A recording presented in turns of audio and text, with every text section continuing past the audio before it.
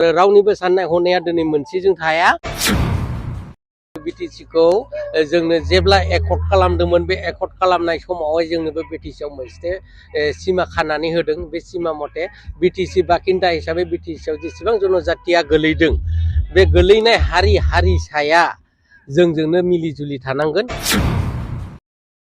गाबोन जोंजों समफोर सोरजोंबा थागोन जाति बेंग्रा बिसोर गेजेरनि जानानै थांबाय थागोन दा गेजेरनि जानानै सोरखौबा गोरोन्थि मावनायखौ नुनानै आसि थुनायावबो जुदि जोंनि दैदेनगिरिफ्रा बेखौ जुदि गनायलायनानै लानो हायाबा हजम खालामनो हायाब्ला बिनिफ्राय देरसिन गोरोन्थि जेबो गैया होननानै आं सानो जोंनि बिटिसिनि दरजाया खुला जाबाय बे खुला जानायखायसो बिदि हाबनानै दिनै बेफोरबायदि बुंनो हादों खिन्थु बिथांमोना जे बाहाय सान्दामारि केम्पआव जे थानाया बोसोरसे बोसोरनैल' नङा थांनाय माखासे सम सिगां जितु इउपिपिएलनि सासे दैदेनगिरि रुंगुल बर' बिथाङा बुंदों जे नैबे बिटिसिआव बा बिटिआरआव जितु थानाय बा मोन्थाय बर'नि अनगा गुबुनहाबो समान मोन्थाय दं होनना बुंदों बेनि सायाव मा बुंगोन खुलुमबाय नोंथांमोननि निउस चेनेलखौ नायगिरि बिथांमोननिसिमबो गासिनिसिमबो दिनै नंगौ आं सासे बिपिएफनि डिस्ट्रिक्ट इउथनि अर्गेनाइजिं सेक्रेटारि हिसाबै आं बेखौनो बुंनो सानगोन जिहेतु जोंहा कास्टम बिथाङाबो जोंनि बिपिएफनि सासे दैदेनगिरि हिसाबै दा बिथाङा जिहेतु बे खोथाखौ बुंदोंमोन बे खोथाया सैथो मोन्थाया दं जों बेखौ मोन्थाय गैया होननानै बुंनो हाया जोंनि बिटिसि बाखि हिसाबै बा बिटिसि बाखिन्दा हिसाबै बिथांमोना बै समावनो आसामजों सालायनाय समावनो जोंनि बिटिसिनि सिङावनो संसार जाबोनाय बिथांमोना लेन्ड राइट्सबो दंखायोमोन खारन गाव गावनि लेन्डआवनो थानानै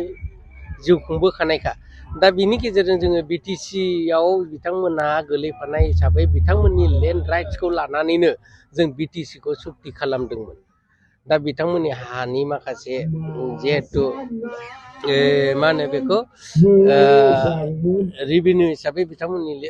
लेखाजोंनो जोंनि बिटिसिआ दिनै दाफुंजादों आरो दाफुंजानाय हिसाबै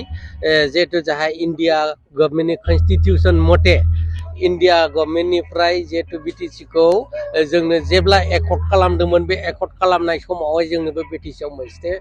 सिमा खानानै होदों बे सिमा मथे बिटिसि बाखिन्दा हिसाबै बिटिसिआव जेसेबां जनजातिया गोलैदों बे गोलैनाय हारिसाया जोंजोंनो मिलिजुलि थानांगोन आरो मिलिजुलि हिसाबै जे मोन्थाय दं बे मोन्थायखौ मोननो हानांगोन होननानै इन्डिया गभर्नमेन्टनिफ्राय जोंनो आयेन बेखौ दानानै होदों एसअपि दादों बेखौ जोंनो एसेम्ब्लियाव दानानै होखानाय हिसाबै बिथाङा बे सोदोबखौ बुंदों बिथाङा बिटिसिनि सोमोन्दै कनस्टिटिउसनखौ मोजां मिथिगौ आरो जायनाखि बिथां रुंगुल बर'आ बेफोरबायदि बुंदों हयथ' बिथाङा मोजाङै मिथिजोबा बिनिखायनो बिथाङा बेफोरबायदि आबुल थाबुल बखिदों बेखौ जों माबोरैहाय सैथोथा होननानै गनायनो खारन जोंहा मोनसे कास्ट हिसाबै सिमा दं जिहेतु जों एसटि ट्राइब बेबो जों प्लेन एसटि दा जों प्लेन एसटि हिसाबै बिटिसिआव जोंहा जेबायदि बिटिसिखौ जोङो दिनै गावनि सम्पद एबा गावनि रायजो होननानै जों दिनै मोन्थाय बा गनायथि मोनदों बे गनायथि मोननायाव बिथांमोननो बेसेबां पारसेन्ट होनांगौ बेखौ गभर्नमेन्टनिफ्रायनो दिनै थि खालामनानै होनाय जाखादों हिसाबै बे होखानाय कनस्टिटिउसन मथे बे लिस्टखौ नायनानै बिथाङा बुंदोंमोन खावसेनि खोथाखौथ' बुङाखै दिसुन बुंदोंब्लाबो जेन'ब्ला उपाय गैया बुंखानांगोनखा जिहेतु मोन्थायानो दं हिसाबै जेरै जेनेरेल कास्ट अबिसि दङ माइन'रिटि दङ बिथांमोननोथ' आलदा आलदा दफा बानायनानै होदों पारसेन्ट हिसाबैथ' राननानै होदों जेरै जों बै समाव आसाम स्टेटजों जेरै सालायजादोंमोन सालायजानाय समाव जोंनि एसटिनि खथाया 15% बेसे दङमोन बेबायदिनो जोंबो सोलिबोदों थिग बिदिनो बिटिसिआव गुबुन कास्टआबो जोंनि बिटिसिनि जेबायदि पारसेन्ट रानना होदों बे पारसेन्ट मथेनो थांदों होदों बिटिसि गभर्नमेन्टआ हाग्रामा सारा जोंनि मेगनावनो जोंबो नुदों दा जेरावखि थाङा जोङो बिटिसिआवनो गुबुन हारिखौबो गुबुन ट्राइब हिसाबै दिनै सार्भिस मावनायखौ नुबाय थादों सार्भिस हल्डार हिसाबै बिपिएफनिफ्रायनो दिनैहाय बिथांमोनहा साख्रिखौ मावबाय थादों आरो दा बेफोरखौ नायोबा नोजोर होयोब्ला बिथांमोननि बुंनाया ओंथि गैयै जादों आरोखि दा बिथांमोनाबो मिथिगोन गावसिनि बिटिआरआव जेबायदि लिरनाय दं बे हयथ' बिसिनाव गैयाबो जानांगौ बिनिखायनो बिदि बुंदों खोमा खिन्थु जों बेफोरबायदि सिंगोल जाथि हिसाबैथ' जोङो सालायनो हायाना गभर्नमेन्टखौ बेनिखायनो जोङो पलिटिकेलि थाङोब्ला जोंनो गासैबो कास्टखौ नांगोन जों बिदा फंबाय हिसाबै जोङो सोलिनांगोन आरो गावनि सम्पदखौ जोङो जोथोनै लाखिनांगोन आरोखि जिहेतु नोंथाङा सासे बर' जाथिनि सासे संग्रामि थांनाय हराव जोङो NLP खौ डिजिग्नेटेड केम्पनिफ्राय आनज्रायनांगौ होननानै आसाम पुलिसा बेंनानै दोनदोंमोन दा बिनि सायाव नोंथाङा सासे बर'नि सासे संग्रामि हिसाबै बे बिराद दुखुनांथाव आं सासे संग्रामि हिसाबै संग्राम खालामबोनाय हिसाबै आंहा सेन्टिमेन्ट थानाय हिसाबै आं बेखौनो बुंगोन बे आनफर्चुनेट जोंनि गभर्नमेन्टआ बेखौ लामा होदों होननानै आं बेखौ बुंगोन दानि सोलिबाय थानाय गभर्नमेन्टआ लामा होदों बे गभर्नमेन्टखौ जायनाखि दैदेनबाय थादों बे दैदेनगिरिफोरखौ आं खावलायहरगोन जाहाथे बेफोरबायदि जाथाया जानो मोना जाति हिसाबै जोंनो नांगौ बिथांमोना दिनै जेन'बा सोरबा मोनसे पलिटिकेल पार्टिनि बेरेखा जानानै सोदोब दिहुनदोंब्ला बा खोथा बुंदोंब्ला बेफोरखौ जों गावनि बिदा फंबाय हिसाबै जों निमाहा होनांगौ आरो रावनिबो साननाय हनाया दिनै मोनसेजों थाया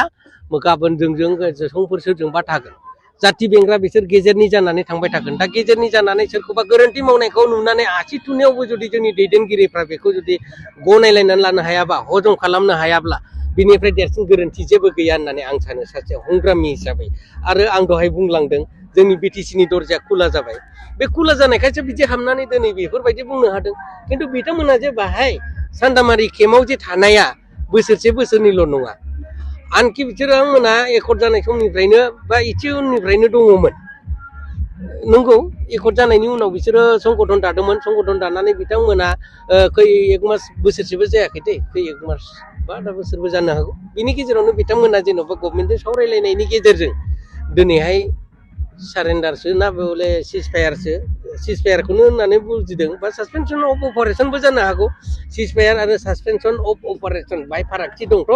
बे फारागथिनि गेजेरजों मोननैनि गेजेराव मोनसे इरादरा हिसाबै जेन'बा बिथांमोना गभर्नमेन्टजों सावरायलायनानै एलायन्स हिसाबै थाफैदोंमोन जानांगौ बा थाफैदोंमोन दा बिथांमोनहा जे समाव थाजेनदोंमोन बे थाजेननाया बिथांमोना गावसिनि चइस मथे आसि थुनानै जों बेयावनो थाथारगोन होननानै बिथांमोना थायाखै बेखौ आसाम गभर्नमेन्टआनो बिथांमोनखौ लेंहरनानै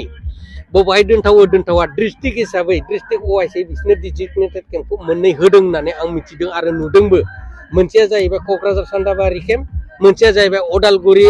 सनाय केम्प बे केम्पआ सिगां जों NDP समावनो जों थाबोनायमोन डिसबेन्ड जानायाबो जों बे केम्पआवनो जादोंमोन डिसबेन्ड जाखांनायनि उनाव बिथांमोनखौबो बेवहायनो दोनहैदोंमोन खिन्थु गभर्नमेन्टजों दिनै एग्रिमेन्ट जालायनानै सावरायलायनानै जुदि गभर्नमेन्टजोंनो बे सरकारि न'आव दोनजाबायब्ला दिनै अकस्मात जुदि बिटिआर गभर्नमेन्टनि सासनाव दिनै बिथांमोनखौ दिनै गभर्नमेन्टनि बिल्डिंआव थानो मोना होननानै जुदि दिनै मोनसे डिस्ट्रिक्टनि सिङाव थानाय थानानिफ्राय थांनानै जुदि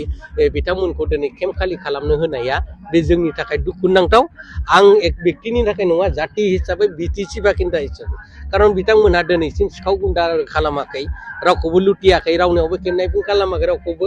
आरो सोरनावबा डनेसनबो बियाखै बिथांमोना गावसिनि सिस्टेमजों गावसिनि जेबायदि फिलिंस आरो रुल्स कनस्टिटिउसन बिथांमोना बेखौ मानिलायनानै सोरजोंबा सावरायलायनायनि गेजेरजों डनेसन मोनदोंबा मोनबायसै सोरबा फिहरदोंसै थांनानै दं जातिनि नामावनो दिनै बिथांमोना गाबख्रावगासिनो दं आरो गाबख्रावनायजों लोगोसे दिनै जातिनिबो खामानि मावगासिनो दं दा बिनि गेजेराव दिनै जोंनि खुंथाय गोहोआव थानाय लिडारफ्रा दिनै सिन्था खालामरोङाखैबा बे गोरोन्थि जागोन होननानै आं सानो बिथांमोना थानो मोननांगौ बिथांमोना सरकारि न'खौ नांगौ होननानै बिथांमोनखौ जुदि साइडआव थानो होदों होननानै जुदि बुङोब्ला सानोब्ला बिथांमोननो न' लुनानै होनांगोन गभर्नमेन्टआ आरो बिटिआर खुंथाय गोहोआव थानाय दैदेनगिरिफ्रा बिथांमोननि थाखाय बेबस्थाखौ होथारनांगौ बिथांमोनहा जुदि बेफोरबायदि बेबस्थाखौ होआबा गाबोन जुदि होखारजानानै सोरबाया सिखाव जायोबा सोरनिबा दरना होयोब्ला बे जोंनि बिटिआरनि थाखाय बिराद गिदिर खहा आरो साफ्रोम बिटिआर बासिन्दा हिसाबै दुखु मोनगोन खस्थ' जागोन सिखाव खाव जागोन सहायनो गोनां जागोन साननो गोनां जागोन जों बे साननो गोनां जानायनिफ्राय गोजानाव थानो हानाय बायदि दानि खुंथाय गोहोआव थानाय दैदेनगिरि सारमोनखौ आं खावलायहरो बिथांमोननो जाहाथे दिदोमै थानो थाखाय जायगा होनांगौ बिथांमोनहाबो जोंनि बर'नि फिसा जोंनि बर'नि थैखौ लानानै बिथांमोनहा दिनै होसिख्रावदों नांदों दिनै बिथांमोनहा जोंनि पलिटिकेल लाइनाव रावखौबो डिस्टार्ब होआखै बिथांमोनहा जोंखौ आबुङै फिल खालामनो होदों बिथांमोनहा जोंखौ जेब्लायबो फिजिकेलि मेन्टेलि दिनै जोंखौ सापर्ट होआखैबाबो दिनै बिथांमोनहा फिल्डखौ हगारनाय हिसाबै बिथांमोनहा जोंखौ पलिटिकेल खालामनो थाखाय लामाखौ फुवारना होदों बा अपेन खालामदों होननानै आं सानो बेनिखायनो बिथांमोनखौ थांनानै थानो थाखाय मोन्थायखौ होनांगौ जिहेथु जों मानसि हिसाबै बुहुमाव